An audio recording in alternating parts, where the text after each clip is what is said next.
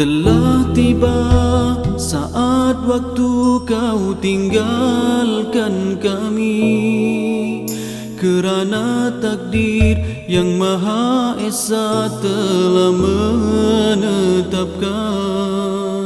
Sedih rasanya hati ini bila mengenangkan kau sahabatku, kau teman sejati. Tulus ikhlasmu, luhur budimu bagai